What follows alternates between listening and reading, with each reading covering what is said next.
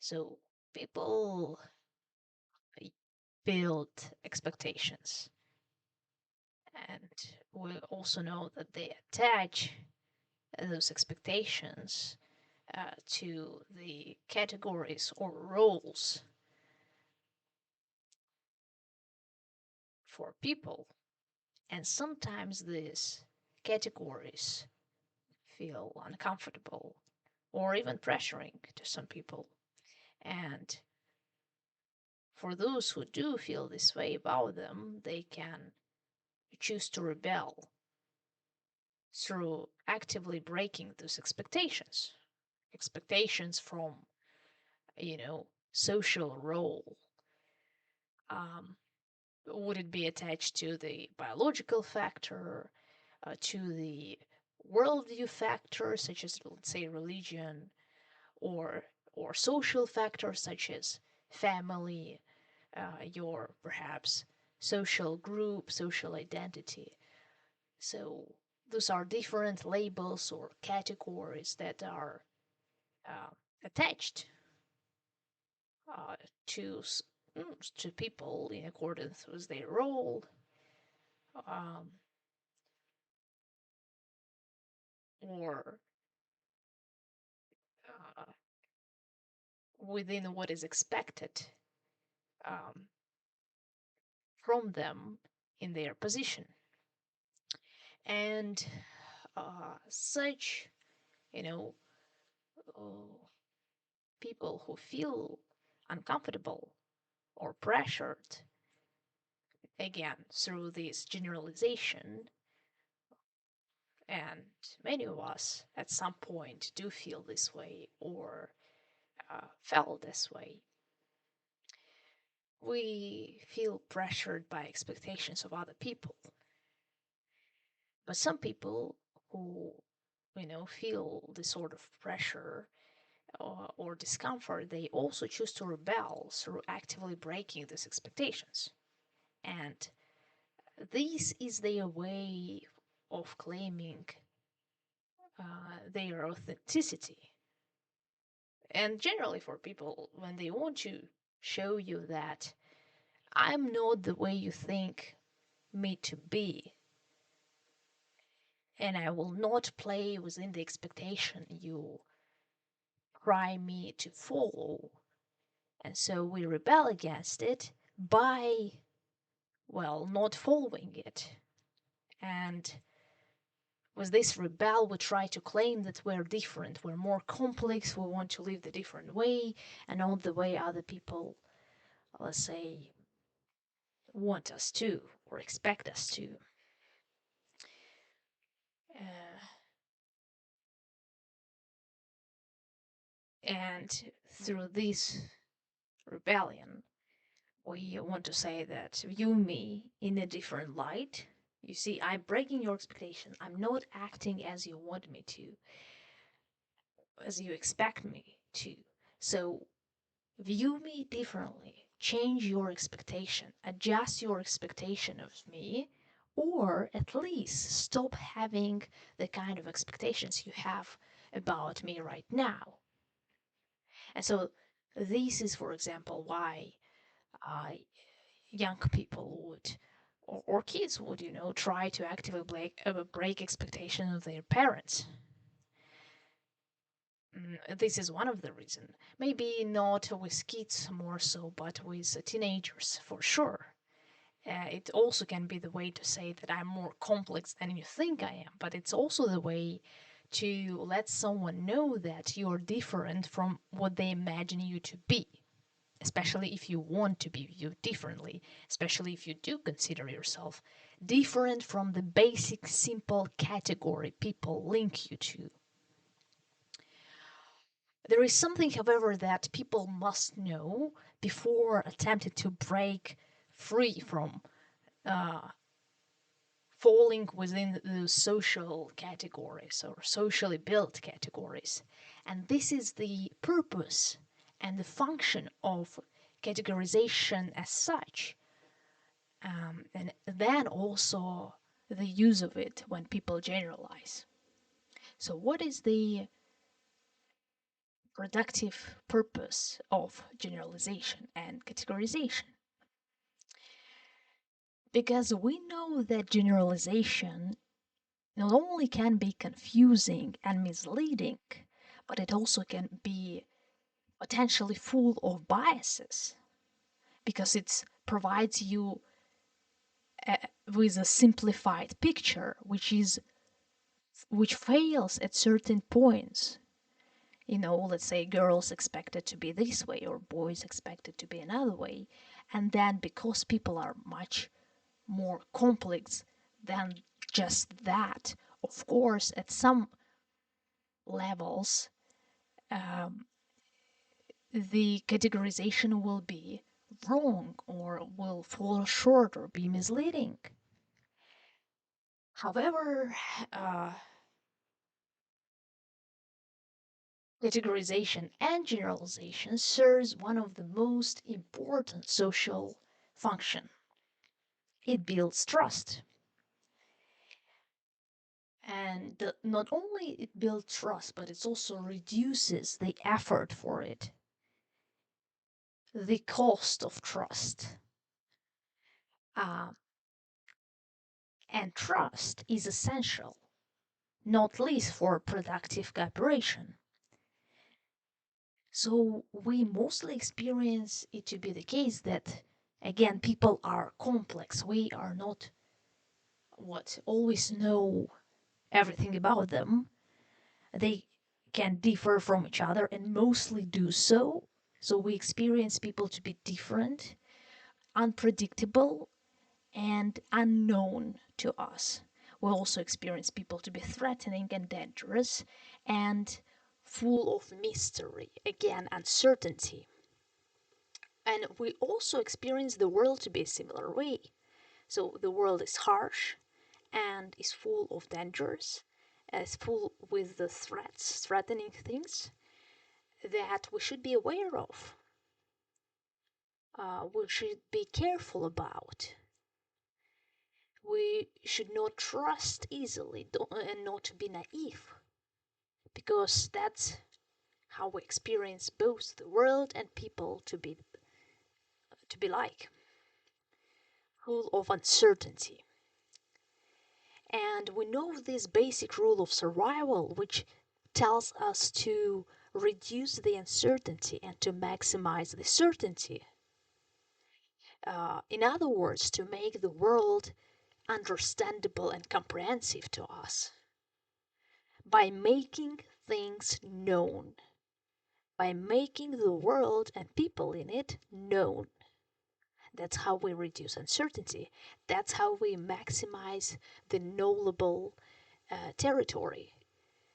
And the thing is that categorization and generalization solve this problem with minimal effort, and this is very important because yes, you can solve this problem by understanding things, by breaking down the information, by researching, but you can't research each individual. You can't make each person within your um, network completely knowable to you and predictable to you. You can't do it. You have limited resources, and so does your brain. And so, what your brain tries to do is still to act out this survival rule to reduce the uncertainty and to maximize the certainty, the knowable and knowledge area with a minimal effort. So, how is he doing it? And he's doing it by categorization and by generalization. Because your brain is running as the predictive machine. So it tries to, of course, I'm not reducing your brain uh, just to predictions, but what your brain is essentially trying to do is it's trying to predict the next move. It's trying to predict um, what is going to happen and what you should do now. in accordance with what's going to happen. And so it's running predictions. And people who know how the vision works, like how you can see with your eyes, also know that we see through brain and not through eyes, actually. Because our data is decoded in our brain, and the actual uh, understanding of that information happens to be in the brain. And so, and also so does the understanding of our next move.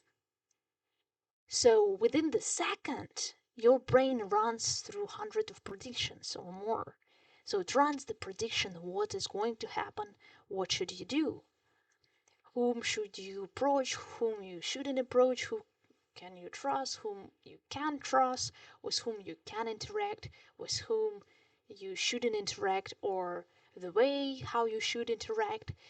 It needs to run through all of these predictions to understand how you can act. And these alone can be a lifetime problem for you, questions for you. How should you act at the moment? What should you do can be a lifelong question to ask yourself. But the thing is that your brain has to come up with an answer within the seconds. And and so it would be good for you. The prediction should be accurate, so it should have the foundation. It shouldn't be just made up randomly. It made up in accordance with the cues, data cues your brain receives through, you know, your senses, and also in accordance with the past experience. So this foundation, this data, and your subconsciousness, they form the predictions your brain runs. And then your brain figures out the current action of what you should do at the moment. And again, at least in theory, we know that there are infinite number of answers to this question, infinite number of possibilities. But again, as I mentioned, your brain picks a certain one. And now you perhaps understand why would your brain want to reduce the effort? Because it's basically can effort um, infinitely for uh, the problem. Basically, the problem at hand could require an infinite amount of could be answered by an in what with the infinite amount of possible answers, but your brain has to choose a certain one, right? And mm, because it doesn't has an infinite amount of resources, time is limited. Resources of your body are limited. So you have this limitation, and you can't approach this question with infinite amount of answers. You can't take on the lifetime to understand how you should act at the moment. You have to pick something at the moment, you know, and so does your brain. So sadly, your brain's capacity isn't infinite. And that's why it's it doesn't research any problem. That's why it takes a limited, simplified version of information to choose uh, how to act. Generalization and categorizations are significant for your brain to function, for you to function. It reduces the effort required to make the world knowable and understandable. And especially uh, for the social framing, as we know that we share, uh, let's say, we share our understanding socially with other people. And so, um, at least in this sense, we know now the role of categorizations. Now the brain can make the world knowable, comprehensive, with a minimal effort by simplifying the um, the information needed for you to answer all of these questions. You have to answer, to act, to function, to know how to interact with other people, to know how to respond to other people, to know whether to trust them or not to trust them, to know what to expect from them. And this is where I'm coming to an important rule of social cooperation, and that it requires trust. It requires uh, uh, efficient prediction.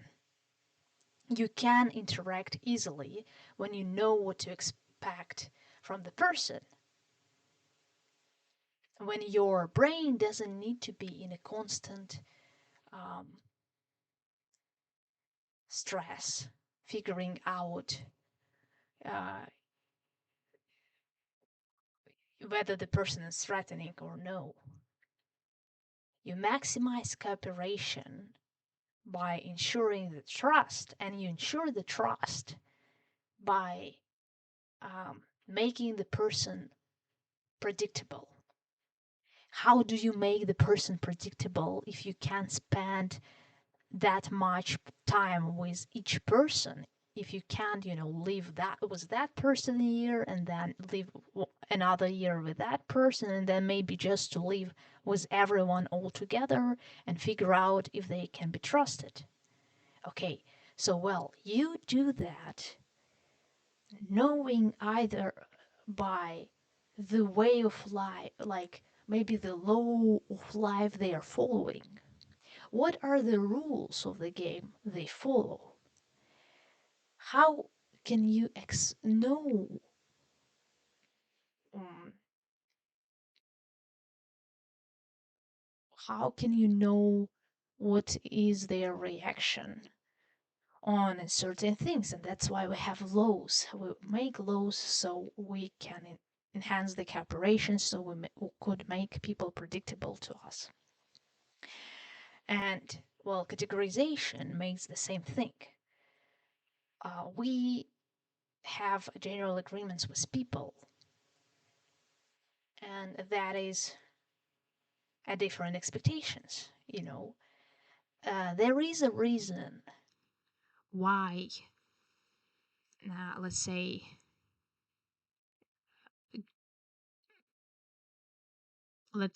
it would be expected for girls to have a long hair and for boys to have short hair. There is a reason and purpose behind this categorization, and that is to make to other people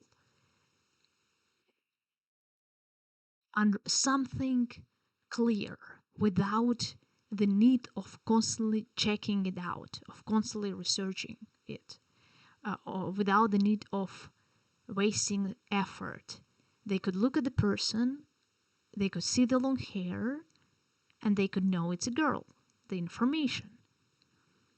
They could look at the person, they could see a short hair, and then they could tell most likely it is a man. The information. Okay, same goes with the different expectations from the roles.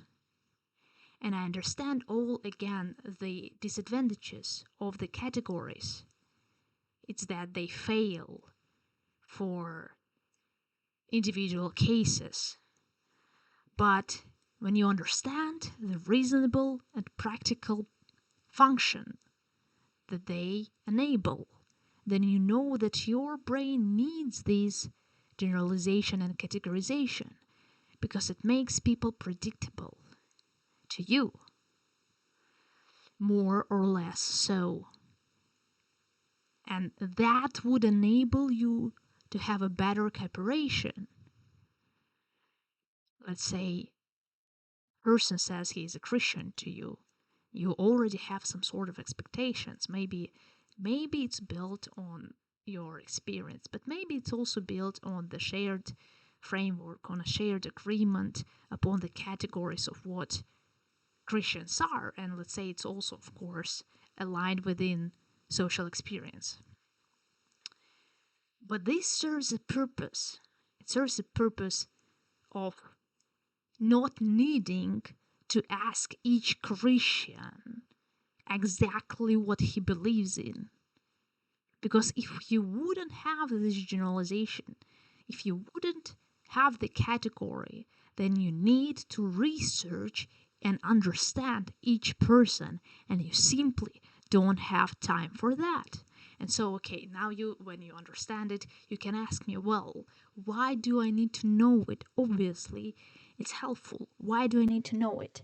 And you need to know it because at some point you will want to break this categorization, because obviously it serves the purpose, it's simplified picture, it's simplified version of the information, but obviously because it's simplified and the world is actually more complex than that, you would fall off somewhere from the category. So what do you do? And if you're reasonable enough to understand the logic behind the generalization, behind the categories in the first place, you will adapt another strategy. You will not blindly rebel by breaking the expectation. You will be more productive by still having a way to make yourself, your personal individual case, understandable and known to people. How can you do it? You can link it to some categories that more suited to your case and that are still known to people. You can, or so perhaps you can say, well, my worldview is maybe closer to, and link it to another category, to another social group, to another identity that is closer to yours, let's say. Or you can provide, a way by linking it to metaphor. If not to the, if not to some role, similar role or category, you can link it to metaphor. You can link it to words that provide an example for people to understand the way you live, to understand your own individual case, which falls off from general category, from general social category. And why would you want to do it? You would want to do it because they would still run predictions about you. That's what their brain has to do to let them survive and function. And if you didn't provide an information which could help them to do it, they would have a problem with you. They wouldn't understand you. They would think you are weird and strange. Because they can't literally understand you. Because you fall off from their categorization, but you didn't provide any data for them to rely on. So yes, you did break their expectation. Good for you. Now they perhaps don't have this expectation towards the role you have. But what expectation should they have? We can take the case with women, let's say. So let's say they break up the expectations that the woman cooks in the kitchen. Now woman can be, let's say, as active in the work field as man is, let's say. But if you're breaking one picture and not providing the other instead, you are confusing people. This is, you see what you're doing here. You're rebelling, claiming your authenticity by breaking the predictions. But because you don't provide the ground for another predictions, you don't help people, people's brain to recognize, like to function and to recognize whether you can be trusted, whether you can cooperate productively and efficiently. And so now no man wants to cooperate with you because they don't know what to predict, to what to expect from you. And maybe they just start to think that you're one of these aggressive feminists, etc. Or maybe you're actually is, but maybe you're not. And so maybe you're better just to provide the alternative view on that. Like, okay, so what then are you doing? And maybe instead of yelling, it's better just to state it clearly and link it to something that would be more understandable. What is the way of life you're having instead? What are the rules you would like to agree on? What are the rules of the game you want to play? What is the game you want to play? If you don't want to have this that you had before, what is that you want to have now? And you should state what you want, because if you don't, then I have to guess. And if I have to guess and I'm guessing it wrong, then we're having a problem. If I'm interacting with you, or not even if I'm around you, we're having a problem because I can't predict you efficiently, and it stops me from cooperating with you productively. It reduces my cooperation with you because now, there's too much uncertainty that I don't know how to handle, which you efficiently created. So before breaking the expectations of other people, before breaking the generalization, before breaking the categories, let's say, other people try to link you to, just know that you have to provide a ground for those people to rely on, so you would be predictable to them, so you, at least so you would be comprehensive. I'm not saying that they should wholly know you and understand everything you think about. I'm saying that uh, they should at least have the capacity to understand you on some level, because you have expressed uh, you know, not only what you disagree with, but with what you agree with also.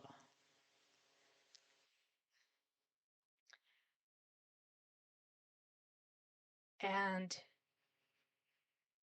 so, so yes, if you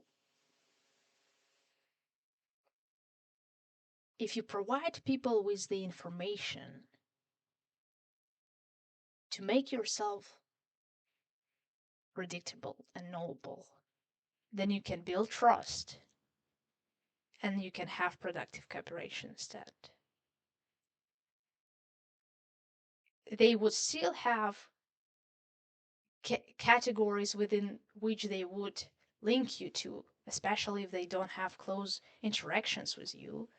But maybe that would be the kind of categories that suit you more, or which suit better your individual case. It could be, if you would help them out with it. And now that you know that you can't get rid of it, that you actually need this, now you can use it productively and well, enhance your cooperation with people.